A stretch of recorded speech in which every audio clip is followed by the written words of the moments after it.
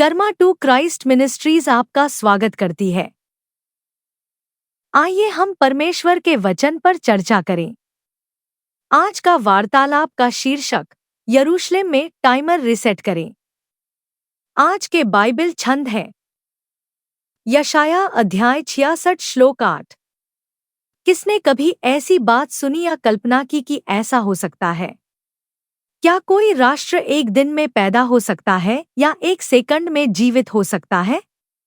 यरूशलेम एक माँ की तरह है जिसने प्रसव पीड़ा के तुरंत बाद अपने बच्चों को जन्म दिया। दानिएल अध्याय 9 श्लोक 27। एक सप्ताह के लिए यह विदेशी कई लोगों के साथ एक दृढ़ समझौता करेगा और इस सप्ताह के आधे समय में वह सभी बलिदान और भेंट समाप्त कर देगा। फिर विनाश का कारण बनने वाली भयानक चीज वहां रखी जाएगी और यह तब तक वहां रहेगी जब तक कि परमेश्वर ने इस विनाश करने वाले को नष्ट करने का फैसला नहीं किया। 1 थिस्सलुनीकियों अध्याय 5 श्लोक 3।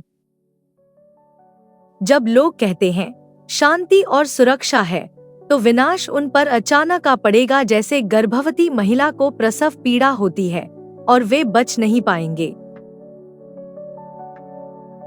ईश्वर ने एक दिव्य घड़ी और टाइमर सेट किया है जो यह बताता है कि यीशु कब वापस आएगा और उस समय तक की सभी घटनाएं यरूशलेम के आसपास सेट की गई हैं।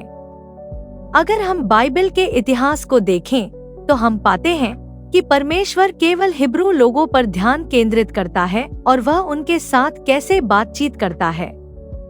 वे ही हैं जिन्हें परमेश्वर की आज्ञाएं प्राप्त हुई और जिन्हें वाचा का संदूक दिया गया।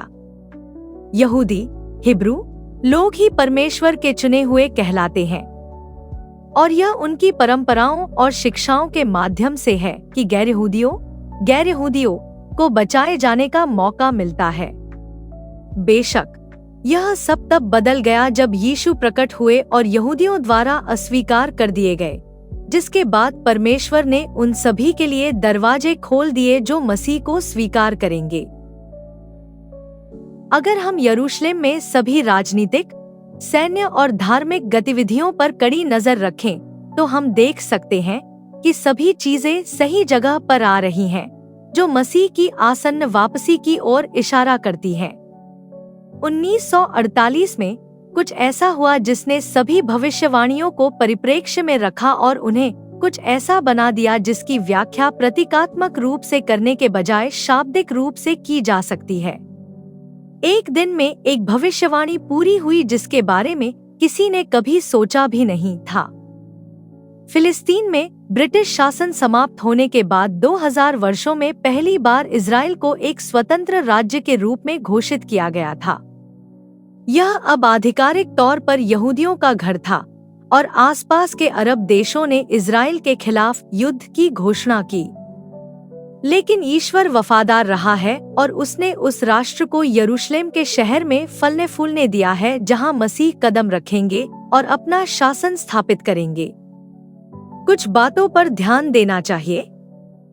जब सुलेमान का मंदिर फिर से बनाया जाएगा, जब यहूदी और अरब एक साथ पूजा करने के लिए सहमत होंगे, जब इजराइल के राजनीतिक नेता शांति और सुरक्षा शब्दों की घोषणा करेंगे, जब एक विश्व सरकार, एक विश्व मुद्रा और एक विश्व धर्म सहिष्णुता की आवश्यकता होगी। यदि आप इस मामले में थोड़ा और गहराई से जानना चाहते हैं तो दानिएल 7 से 9, मत्ती 24-25 और रहस्योद्घाटन 12-13-19 को पढ़ने के लिए समय निकालें। 2020 की महामारी केवल एक परीक्षण ड्राइव थी कि आखिरकार क्या होगा जब एंटीक्रिस्ट उठेगा और ईसाइयों को सताया जाएगा। इसलिए सतर्क रहें और इस्राएल के लिए प्रार्थना करते रहें।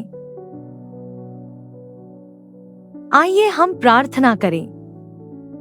प्रभु, हे परमेश्वर, आप हर राष्ट्र की इच्छा हैं। सभी राष्ट्र आपके हैं, सर्वोच्च हैं, जिन्होंने राष्ट्रों की विरासत को विभाजित किया है। आपका धन्यवाद कि आप सभी चीजों के नियंत्रण में हैं और आप ही हैं जो राष्ट्रों को ऊपर उठाते और नीचे गिराते हैं। आपका धन्यवाद कि हम निश्चिंत हो सकते हैं कि आपकी अनुमति के बिना कुछ भी नहीं होता है।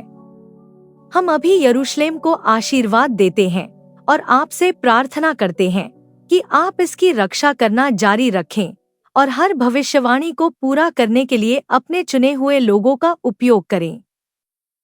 हम प्रार्थना करते हैं कि आप हमारी आध्यात्मिक आंखें खोलें और हमें सिखाएं कि दुनिया में क्या हो रहा है और आपकी दिव्य योजनाओं को कैसे समझें। हमें उस समय के प्रति सतर्क करें जिसमें हम रह रहे हैं और हमें दिखाएं कि खोए हुए लोगों तक कैसे पहुँचें। हम प्रार्थना करते हैं कि हम मसीह के लौटने के लिए तैयार रहें और अपने जीवन को उम्मीद में जिए। हम यीशु के शक्तिशाली नाम में प्रार्थना करते हैं। आमीन।